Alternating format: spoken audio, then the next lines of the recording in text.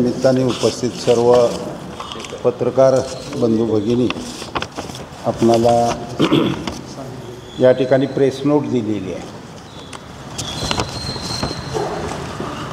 या पत्रकार परिषदेमध्ये असलेल्या महत्त्वाच्या प्रश्नाबद्दलची चर्चा सन्माननीय सचिन नलवडे यांनी आता आपल्यासमोर निवेदन केलेलं आहे। काही निवेदन आता भरत जगतापनी केलेलं आहे।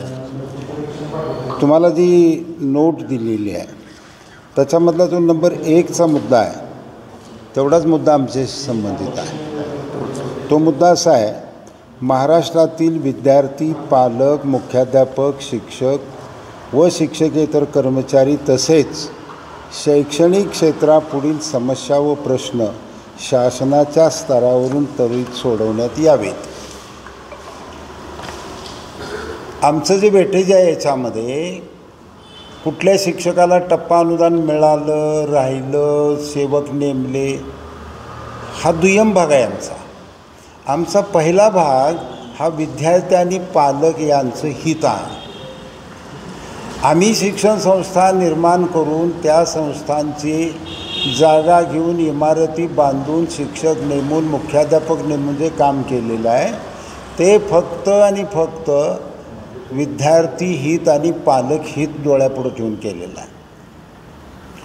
स्वर्गीय यशवंतराव चव्हाणांनी 1954 नंतर द्विभाषिकचे मुख्यमंत्री झाल्यावर या महाराष्ट्रामध्ये शिक्षण मोफत केलं। त्यावेळेला 4 आण्याची फी प्राथमिक स्तरावरती होती। त्यावेळेला मेहता नावाचे अर्थमंत्री होते आणि त्यांनी सांगितलं की शिक्षण मोफत कुठं देत नाहीत, मी देणार नाही अर्थ खात्यातून तरतूद। तेव्हा चव्हाण साहेबांनी सांगितलं नंतर पार्लमेंटरी बोर्डामध्ये की मी माझ्या मुख्यमंत्रीपदाचा राजीनामा देतो, कारण या महाराष्ट्रातल्या वाडी वस्तीवरील शेतकरी, कष्टकरी, गरीब, मागासवर्गीय, भटके हा जो सगळा गरीब समाज आहे यांच्या मुलांना जर मोफत शिक्षण मला देता येत नसेल तर माझ्या मुख्यमंत्रीपदाचा उपयोग काय आहे। तेव्हा सबंध मंत्रिमंडळानं आणि पार्लमेंटरी बोर्डांनी मेहताना सांगितलं पाहिजे तर तुम्ही राजीनामा द्या पण शिक्षण मोफत होईल। त्यावेळेला महाराष्ट्रात शिक्षण मोफत झालं। त्याचे उलटे काटे फिरवण्याचं काम गेल्या 20 वर्षात महाराष्ट्रामध्ये आलेल्या प्रत्येक सरकारने केलेलं आहे। याच्यामध्ये आमची मागणी काय आहे की विद्यार्थी आणि पालक यांचं हित झालं पाहिजे। आज विद्यार्थी आणि पालकांचं हित आहे का तर 100% नाही। कुणाचं हित पाहिलं जातं? आपण पहिल्यांदा श्रीमंत वर्गातल्या विद्यार्थ्यांची बघू, जे साधारणपणे वरच्या अतिश्रीमंत वर्गातले 20% लोक आहेत आणि त्यानंतरचा एक 15-20% जो भाग येतो उच्च मध्यम वर्ग, यांच्या मुलांचं अहित आहे। कशामध्ये? तर त्यांनाही हे शिक्षण विकत घ्यावं लागतं। मोठमोठ्या शाळा कॉलेजेसमध्ये ते शिक्षण त्यांना मोफत मिळत नाही आणि खालचा 55-60% जो वर्ग आहे, जो दारिद्र्याच्या खालचा आणि मध्यम वर्ग आहे, यांना तर ह्या दर्जेदार शिक्षणापासून वंचित ठेवलं आहे। कारण दर्जेदार शिक्षण आता शहरामध्ये मोठ्या शाळांच्यामध्ये, विनाअनुदानितल्या शाळांच्यामध्ये हे दर्जेदार शिक्षण आता शिफ्ट झालेलं आहे। सर्वसामान्यांचं शिक्षण हे जिल्हा परिषद शाळेत, शासकीय शाळेत आणि अनुदानित शाळेत होतं। ही शाळा महाविद्यालयं, या शाळा महाविद्यालयांच्यामध्ये पद्धतशीरपणे यांची गळचेपी करून केंद्र सरकार आणि राज्य सरकारने पद्धतशीर गळचेपी करून यातला भाग विद्यार्थ्यांचा जबरदस्तीनं, काही इच्छेनं, काही अनिच्छेनं खाजगी शाळेत गेला पाहिजे की जिथं फी आकारली जाते। आता आपल्याला माहीत आहे विनाअनुदानित शाळा, स्वयंअर्थसहाय्यित शाळा 2011 सालच्या मुख्यमंत्र्यांनी स्वयंअर्थसहाय्यित शाळा काढल्या की ज्यांच्याकडून फी घ्यायला लागते। 10,000, 15,000, लाख, 2 लाख रुपये फी मिळते। मग ह्या स्वयंअर्थसहाय्यित शाळा, विनाअनुदानित शाळा आणि इंग्रजी माध्यमाच्या शाळा भरमसाठ मागेल त्याला शाळा देण्यामुळं जिल्हा परिषदच्या शाळा आणि अनुदानित शाळा ह्या बंद पडत चालल्या। तो प्रकार आता नलवडे सरांनी सांगितला की इयत्ता 9वी आणि 10वीचा पट जर 20च्या आत आला तर ती शाळा नाही बंद होणार, पण 9वीचा आणि 10वीचा वर्ग बंद होणार आणि तिथं शिक्षक मिळणार नाही। आता सातारा जिल्ह्यात 59 शाळा आहेत, त्यापैकी 6 रयतच्या आहेत, 52 इतर शाळा आहेत। आम्ही त्यासाठी रितसर कोर्टात चाललो आहे। याच्याशिवाय महाराष्ट्रामध्ये एकूण 859 शाळा अशा आहेत की जिथं 9वी-10वीचा प्रश्न निर्माण झाला. याच्याशिवाय प्रश्न निर्माण झालेला आहे. एकूण पटसंख्या 20च्या आत आलेली आहे. गेली 3 वर्ष हा प्रश्न चाललेला आहे की या शाळा आम्ही बंद करणार म्हणून, आणि प्रत्येक वेळेला आम्ही इथं लढाई देतो आहे की तुम्हाला ह्या शाळा बंद करता येणार नाहीत. या शाळा बंद केल्या तुम्ही तर आम्ही याच्यावरती फार मोठं आंदोलन करू. आता देवरुखला आमचं महाराष्ट्र शिक्षण संस्था महामंडळाचं अधिवेशन झालं. तिथं आम्ही एक ठराव पारित केलेला आहे की शिक्षण क्षेत्रामध्ये जे IAS अधिकारी आलेले आहेत हे IAS अधिकारी पहिल्यांदा बाहेर काढा. कारण इथं खालून वर गेलेला अधिकारी नेमा त्याला हे सगळं माहीत असतं. आता या ज्या शाळा 20च्या आत 9वी-10वीचा पट येणार आहे, इथं IAS अधिकाऱ्यांनी सरकारपुढे एक मॉडेल ठेवलेलं आहे की 9वी आणि 10वीचे विद्यार्थी किती आहेत. उदाहरणार्थ आमच्या तालुक्यात धोंडेवाडी नावाचं गाव आहे आणि तिथं 40 विद्यार्थ्याच्या ऐवजी 38 विद्यार्थी आहेत. त्यांना प्रवास खर्च द्या, पण जवळच्या शाळेत जाऊ द्या आणि तिथं शिक्षक देऊ नका. त्या IAS अधिकाऱ्यांनी असं गणित तिथं मांडलेलं आहे की तिथल्या 3 शिक्षकावर 10 लाख रुपये खर्च होतो आणि भाडं देण्यामध्ये आमचा 1 लाख रुपयेच खर्च होतो. म्हणजे हे सरकार व्यापारी वृत्तीनं वागायला लागलेलं आहे, गरिबाचं शिक्षण टाळायला लागलेलं आहे. म्हणून विद्यार्थ्यांचं हित, पालकांचं हित लक्षात घेऊन आम्ही प्रत्येक वेळेला सातत्यानं मांडतो आहे. शाळेत जर शिपाई नसेल तर विद्यार्थ्याचं हित होत नाही. कारण शिपाई, क्लार्क आणि मुख्याध्यापक हा शाळेचा आत्मा आहे. हे जर व्यवस्थित असेल तर पालकांना वागणूक चांगली मिळते, विद्यार्थ्यांना वागणूक चांगली मिळते, शालेय पोषण आहार व्यवस्थित मिळतो, दर्जेदार शिक्षण त्या ठिकाणी मिळतं. आता शिपायाची 52,000 पदं या सरकारने 5 वर्षापूर्वी व्यपगत केली. आता शिपाई भरती पूर्णपणे बंद आहे आणि एखादी घटना जर घडली, दुर्दैवानं घडायला नाही पाहिजे त्या शाळेच्या परिसरात, तर त्या मुख्याध्यापकाला आणि त्या संस्था चालकाला फायलावर घेतात. कारण त्या शाळेला शिपाई नाही, वॉचमन नाही, लेडीज वॉचमन नाही. त्या शाळेला हा जर स्टाफ नसेल, पुरेसा क्लार्क नसेल, प्रयोगशाळा परिचर नसेल, तर शिक्षक किती ठिकाणी बघणार, मुख्याध्यापक किती ठिकाणी बघणार, अशी अत्यंत वाईट परिस्थिती होते. म्हणून शिपाई नेमले पाहिजेत आमची मागणी आहे. आता शिपाई, क्लार्क आणि प्रयोगशाळा परिचर, प्रयोगशाळा सहाय्यक, ग्रंथपाल हे कुठून येतात? हे त्या परिसरामधून येतात. कुठल्या वर्गातील आहेत? गरीब वर्गातील आहेत. या गरीब लोकांची एम्प्लॉयमेंट बंद केली सरकारने. या लोकांना नेमायचं नाही म्हणून यांनी कृती आराखडा आणला आणि ह्या लोकांची भरती थांबवली. म्हणजे गरिबांची भरतीसुद्धा या मंडळींनी थांबवलेली आहे. मग याच्या अगेन्स्ट ते काय करतात? तर तुम्हाला विनाअनुदान शाळा दिल्या, स्वयंमारसाहित शाळा दिल्या, इंग्रजी माध्यमात शाळा दिलेल्या आहे. इंग्रजी माध्यमाच्या शाळेतल्या शिक्षकाला पगार असतो 9,000पासून 10,000पासून 25-30 हजारापर्यंत असतो. स्वयंमारसाहित मराठी माध्यमात शाळेला असेच पगार असतात.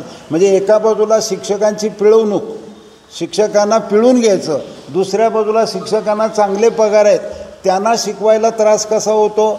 तर ज्या शाळेत 10चा स्टाफ मंजूर आहे तिथं जर 7च शिक्षक असले तर त्याला आठवड्याच्या 50 नव्हे 55-60 तासिका घ्याव्या लागतात. त्यांना अजिबात सुट्टी मिळत नाही. एकच प्रयोगशाळा परिचर असला, सहाय्यक असला, तुमचा तो सहाय्यक पण रद्द केला, प्रयोगशाळा परिचर फक्त ठेवलेला आहे. म्हणजे शिक्षकांनी सगळं काम करायचं. अशी परिस्थिती शिक्षणामध्ये आणलेली आहे या सरकारने. आणि या सरकारने घोषणा काय केली होती? 2014 साली आदरणीय नरेंद्र मोदी साहेबांनी जाहीर केलं होतं की भारत सरकारच्या टोटल GDP सकल उत्पन्नाच्या 6 ते 7% आम्ही खर्च करू म्हणून. अजूनही ते 3%च्या पुढं क्रॉस केलं नाही. महाराष्ट्र सरकारने 6 ते 7% सकल उत्पन्नाच्या, बजेटच्या नव्हे, वर्षाच्या बजेटचा नव्हे, सकल उत्पन्नाच्या 6 ते 7% रक्कम तुम्ही खर्च करा. आमचे हे सगळे प्रश्न सुटतात. तुम्ही शिक्षणाला प्राधान्य देत नाही, शिक्षणाकडचा निधी तिकडं वळवता. वेतनेतर अनुदान नाही, मुख्याध्यापकांना वेतनेतर अनुदान मिळतं. ते कशासाठी मिळतं? दररोजचा दैनंदिन खर्च चालवण्यासाठी ते मिळतं, पैसे मिळतात. ते पैसेच जर मुख्याध्यापकाला पुरेसे मिळाले नाही, विजेचं बिल कशाने भरायचं? ऑनलाईन शिक्षण कशानं द्यायचं? उद्या AI तुम्ही सुरू केलं, आर्टिफिशियल इंटेलिजन्स, त्याचा खर्च कुणी करायचा? त्याचे सेन्सर कुणी बसवायचे? त्याच्यानंतर डिजिटल बोर्ड आहे, स्मार्ट डिजिटल बोर्ड आहे, स्मार्ट TV आहे, प्रयोगशाळेत साहित्य आहे, पुस्तकं आहेत ग्रंथालयातली, परीक्षा आहे, CCTV लावायचा आहे. हे सगळं काम त्या मुख्याध्यापकानं कसं करावं? एका बाजूला तुम्ही नवीन शाळा देणार, इंग्रजी माध्यमात शाळा देणार, स्वयंपाक शाळा देणार, या शाळेचा पट कमी होणार, इथले शिक्षक सरप्लस होणार आणि इथले शिक्षक सरप्लस झालेले मुरवल्याशिवाय आम्ही नवीन शिक्षक देणार नाही. म्हणजे सगळ्या बाजूनी अडचणीत आणायच्या. आणि इथं मग प्रत्येक संघटनेचं, आता ह्या सगळ्या संघटनांनी मिळून हा मोर्चा काढलेला आहे. आणि शिक्षण संस्था ही मातृसंस्था आहे. शिक्षण संस्थेच्या अंडर हे सगळे लोक काम करत असतात. म्हणून ह्या सगळ्यांचे प्रश्न आहेत ते आमचे प्रश्न आहेत, आणि जे आमचे प्रश्न आहेत ते ह्या सगळ्यांचे प्रश्न आहेत. पण हा प्रत्येक घटक जेव्हा इथं उपाशी मरतो तेव्हा त्याचा थेट परिणाम विद्यार्थ्यावर होतो. विद्यार्थ्यांना शाळेमध्ये शिपाई नाही, स्कॅव्हेंजर नाही, पण संडास बांधली पाहिजेत, मुताऱ्या बांधल्या पाहिजेत, त्या साफ कुणी करायच्या? मुख्याध्यापकानं, विद्यार्थ्यानं, का विद्यार्थ्याच्या पालकानं साफ करायचं? त्याचं उत्तर हे अधिकारी कधी देणार नाहीत. या प्रत्येक शाळेमध्ये ही सगळी व्यवस्था करायची असेल तर त्यासाठी आवश्यक असणारा स्टाफ, दर्जेदार शिक्षण दिलं पाहिजे, आणि ते दिलं जाऊ शकतं असं आमचं मत आहे. म्हणून मी शेवटचं जे वाक्य वापरलं ते असं, प्रत्येक सरकारनं शिक्षणावरचा आवश्यक खर्च आहे तो केला पाहिजे. यांना सवंग लोकप्रियतेसाठी, आणि मी आता थोडं धाडस करून म्हणेन की निवडून येण्यासाठी म्हणून इकडचे फंड तिकडं करतात. महाराष्ट्रामध्ये असं पहिल्यांदा घडलं की पावसाळी अधिवेशनाच्या वेळेला 57,000 कोटी रुपयाच्या पुरवण्या मागण्या पुढं आल्या. ह्या पुरवण्या मागण्या माझ्या माहितीप्रमाणे मार्चच्या अधिवेशनामध्येच यायला पाहिजेत. वर्षभर खर्च केल्यानंतर जिथं पैसे कमी पडतात, जिथं हेड्स बदलावी लागतात, फिरवावे लागतात, त्यावेळचं काम आहे. आत्ताच तुम्हाला 57,000 कोटी कमी पडले. म्हणजे तुम्हाला मग तुमच्या ह्या सगळ्या एवढ्या वाटायच्या आहेत. तुम्हाला शिक्षणावर पैसे द्यायचे नाहीत, तुम्हाला आरोग्यावर पैसे द्यायचे नाहीत, तुम्हाला शेतीवर पैसे द्यायचे नाहीत, तर तुम्हाला या अशा पद्धतीनं पैसे खर्च करायचे असतील बेजबाबदारपणे, तर मी तर असं म्हणेन हा सगळा अनर्थ जो केलेला आहे की या शिक्षणातल्या सबंध प्रश्नाबद्दलची सखोल माहिती आणि विधानभवनामध्ये किंवा विधान परिषदेमध्ये मांडण्याची कुवत असणारे फार कमी लोकप्रतिनिधी दुर्दैवानं महाराष्ट्राच्या या दोन्ही सभागृहामध्ये आहेत. त्यामुळं शिक्षणावर तिथं कधी चर्चा होत नाही, होते ते वेगळ्या विषयावरनी चर्चा होते. आमची विनंती, आम्ही म्हणून पालकांना विनंती केलेली आहे की बाबा रे, तुम्ही आता सावध झाला नाही तर तुमच्या मुलांना दर्जेदार शिक्षण मिळणार नाही. तुमची मुलं कदाचित साक्षर होतील, 7वीपर्यंत शिकतील, 10वीपर्यंत शिकतील, साक्षर होतील, पण शहाणपणाचं शिक्षण, स्वतःच्या पायावर उभं राहण्याचं शिक्षण, कौशल्याचं शिक्षण तुमच्या सर्वसामान्य गरिबाच्या मुलांना मिळणार नाही. आणि दुर्दैवानं आमच्या या मुली आणि मुलं अशिक्षित राहिल्यामुळं खऱ्या अर्थाने आता गावोगावची परिस्थिती अशी झाली. काय कारण असावं? शेवटचा मुद्दा सांगतो आणि थांबतो. या सरकारची मनोवृत्तीच अशी आहे की एक वर्ग सेवा करून घेणारा वर्ग आहे, आणि त्या वर्गाची सेवा करण्यासाठी सर्वसामान्यांच्यामधून ही मुलं आणि मुलींचा पुरवठा झाला पाहिजे. मग त्यात धुणं भांडी, झाडू मारणं, ड्रायव्हर, अमकं तमकं, ह्या ज्या सगळ्या सेवा आहेत.